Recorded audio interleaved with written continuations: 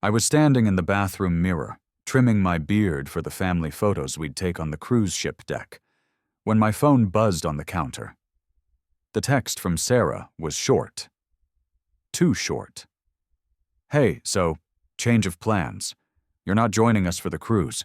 Mom wants to keep it just family. She already paid for everything, so we can't really argue. Sorry. I'll see you in 2 weeks." I read it 3 times. Then I looked at my reflection. Half my beard trimmed, the other half still uneven. The razor was still humming in my hand. In the bedroom, my suitcase lay open on the bed, half packed. I'd bought new swim trunks. Sarah had laughed at the Hawaiian pattern, said they were very dad-coded, even though we didn't have kids yet. Just family. I'd been married to Sarah for 4 years. We'd dated for 3 before that. 7 years, and I still wasn't family. The bathroom suddenly felt smaller. I turned off the razor. The silence was massive. I texted back, "Are you serious?" 3 dots appeared. Disappeared. Appeared again. "I know it's weird, but she's really insistent. It's her 60th birthday trip and she's being particular about everything. You know how she gets." I did know how she gets.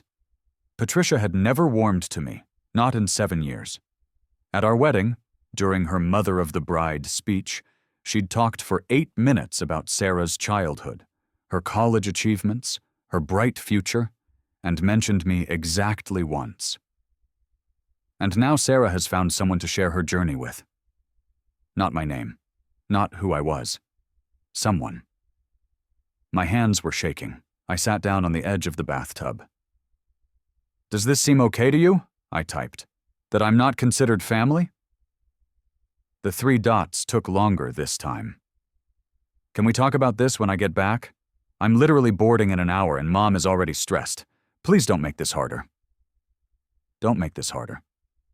On her. I looked at my half-trimmed beard in the mirror across from me. I looked ridiculous. I felt worse. "Fine," I typed. "Have a good trip." I didn't mean it. The house was too quiet after Sarah left. She'd rushed home, grabbed her already packed suitcase. She'd packed days ago, I realized, which meant she'd known about this. Kissed my cheek like she was heading to the grocery store and said, "I love you. We'll talk when I'm back." Then she was gone. I stood in our living room in suburban Charlotte, surrounded by the life we'd built together. The couch we'd argued about at IKEA. The bookshelf with her mystery novels and my sci-fi paperbacks mixed together. The photo from our honeymoon in Colorado, both of us grinning at Rocky Mountain National Park. Just family. I wasn't angry yet. I was something worse. Hollow. I called my sister Maya in Denver. "She did what?"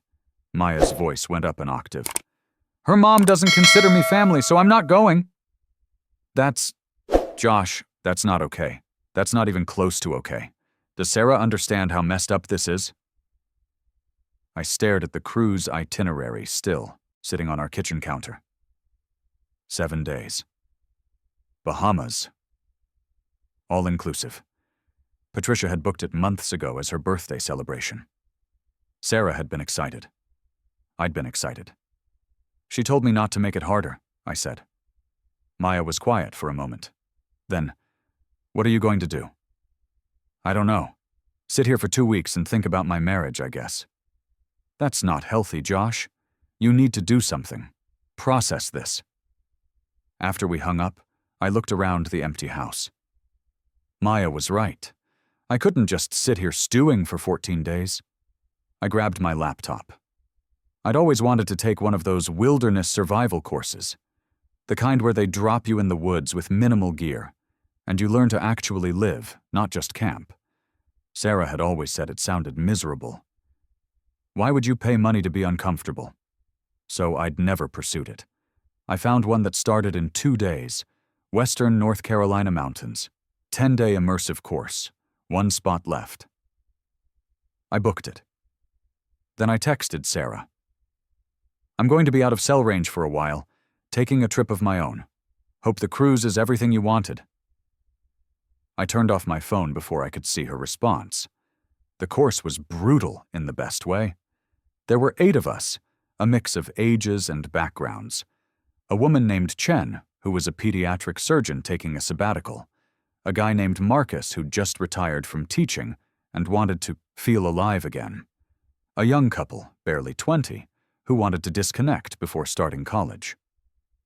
Our instructor, a weathered man named Dale, who'd spent 20 years as a park ranger, didn't believe in coddling. "Everything you think you need, you probably don't," he said the first morning. "Everything you think you can't do, you probably can. The next 10 days are about finding out who you are when you strip away all the noise." We learned to build shelters from branches and leaves, to start fires without matches, to read the forest, which plants were edible, which would kill you, how to find water, how to move quietly, how to be alone with your thoughts without drowning in them. On the 3rd night, sitting around a fire we'd built ourselves, Marcus asked me why I was there. I told them. The text message. The cruise. Just family. Chen winced. "That's cold." "I kept asking myself what I did wrong," I said, watching sparks rise into the dark trees above us. "Like, I'm a good husband. I work hard. I'm not exciting, but I'm steady. I show up. I thought that mattered." "It does matter," the young woman, Alicia, said softly. "My dad was like you. Quiet, reliable. When he died, we realized he was the backbone of everything. Some people don't see value in steady until it's gone." Dale poked at the fire. "You know what I learned in 20 years in the wilderness? People spend so much time trying to be accepted by others that they forget to accept themselves. You think you need your mother-in-law's approval to be worthy. You don't. You never did."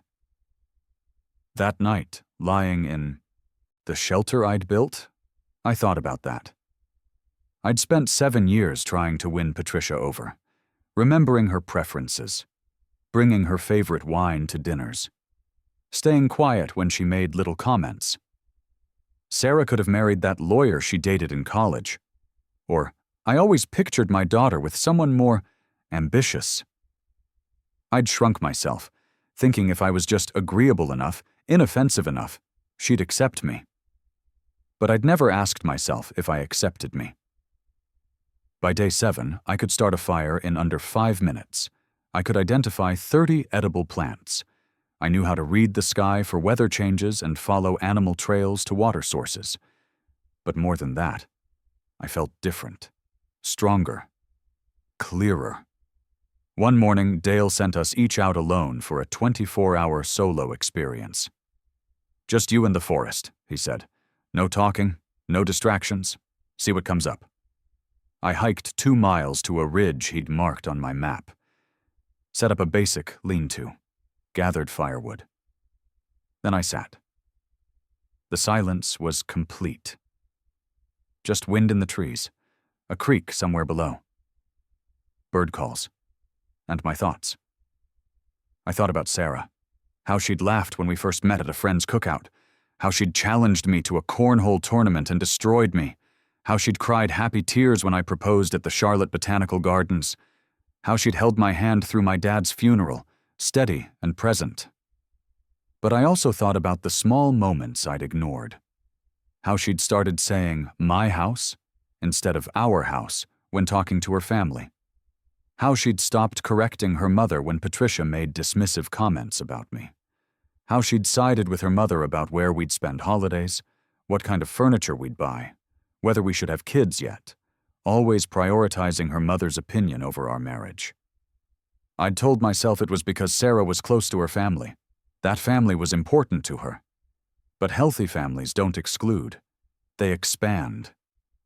Sitting on that ridge, with nothing but mountains and sky around me, I realized something fundamental. I'd been so focused on being accepted that I'd never insisted on being respected. There's a difference. Acceptance is tolerance. Respect is recognition of inherent worth.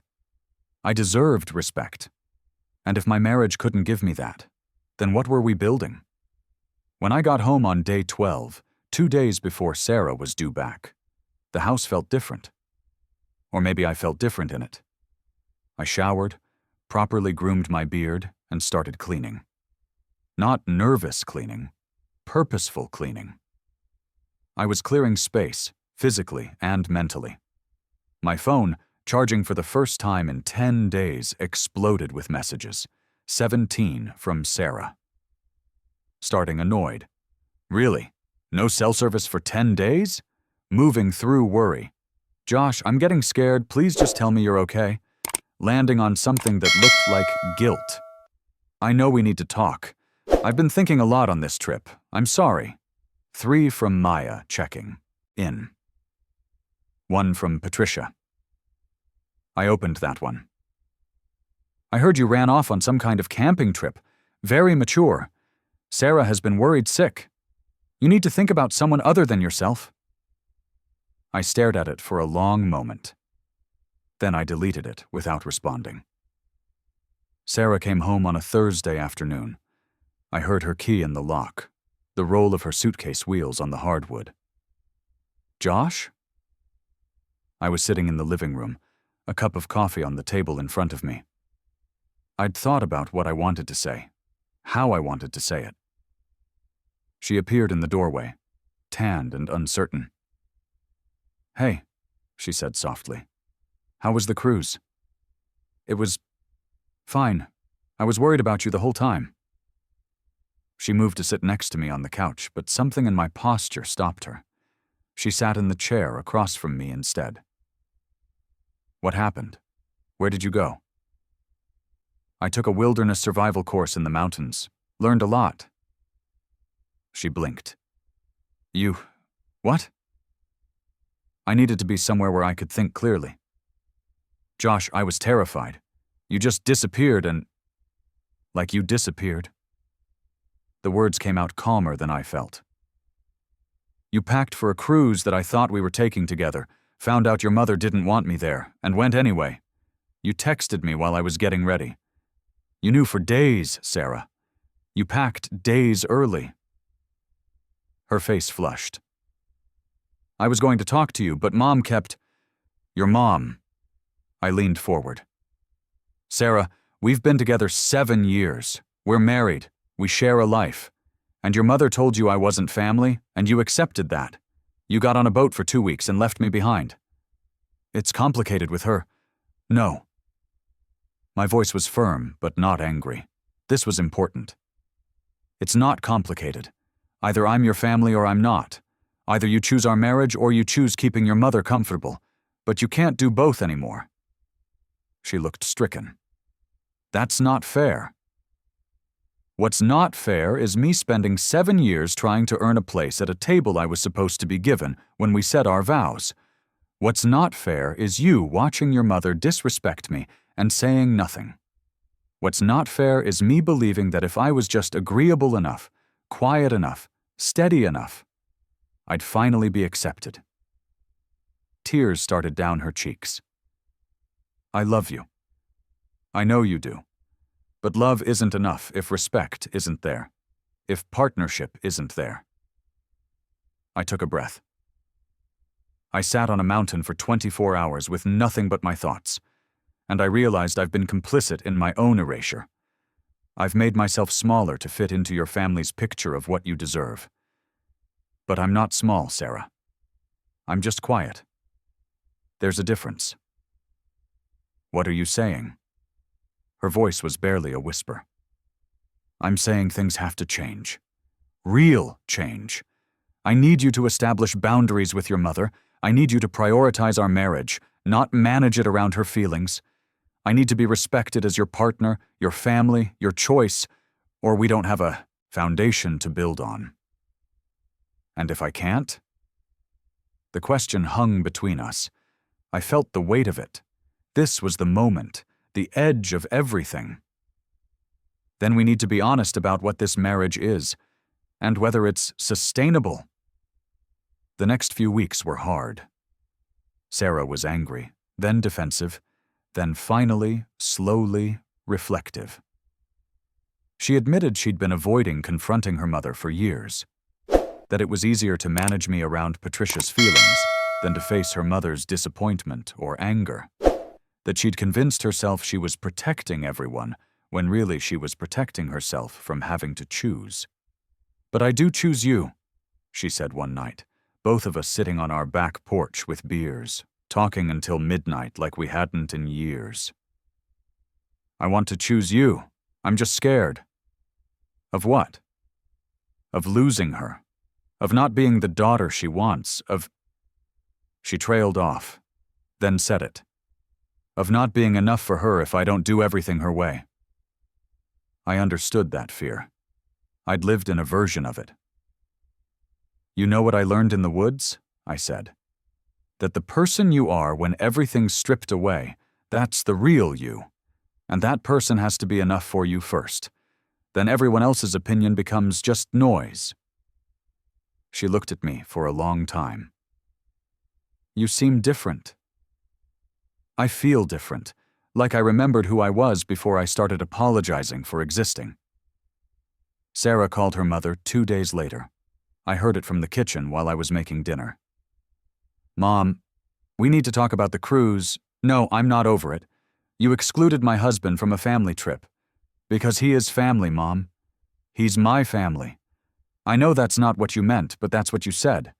And I went along with it. And that was wrong. I'm not choosing him over you. I'm choosing my marriage." "There's a difference. Mom, if you can't respect Josh, then we're going to have to see less of you, and I don't want that, but I'm not negotiating on this anymore." It went on for 40 minutes. There was crying, Sarah's and Patricia's. There were raised voices. There were long silences. When she hung up, Sarah came into the kitchen, exhausted but somehow lighter. "How did it go?" I asked. "Awful, necessary. She's furious with me." Sarah leaned against the counter. But I told her the truth. That I've been failing you as a partner. That things have to change. That you're not negotiable. And she said she needs time to process, which is probably the best I'm going to get right now. She looked at me. "I'm sorry, Josh. For all of it. You were right. I've been choosing her comfort over your dignity. And that stops now." I pulled her into a hug. She felt familiar and new at the same time. "Thank you," I said. 6 months later, things aren't perfect. Patricia still makes comments sometimes. She's polite now, painfully so, like she's reading from a script of how to interact with me. It's not warmth, but it's better than dismissal. But more importantly, Sarah has changed. She corrects her mother now. She prioritizes our plans. She asks my opinion and actually considers it, rather than just managing me around what her family wants. We're in couples therapy, working through the patterns we built over 7 years, learning to choose each other actively, not just passively. It's hard work, but it's good work. Last month, Marcus from the Wilderness course emailed me. He's organizing a reunion camping trip for everyone from our session. Sarah surprised me. "You should go," she said. "Those people helped you find yourself again. That's important." "You could come too," I offered. "It's not hardcore survival, just camping." She laughed. "Maybe not this time, but I like that you have this. Something that's yours." I kissed her forehead. "I like that I have this too. Because here's what I learned on that mountain, and what I'm still learning every day. You can't build a life on trying to earn approval from people who've decided not to give it. You can only build a life on knowing your own worth and refusing to settle for less than respect. Some people will never see your value. That's not a reflection of your worth.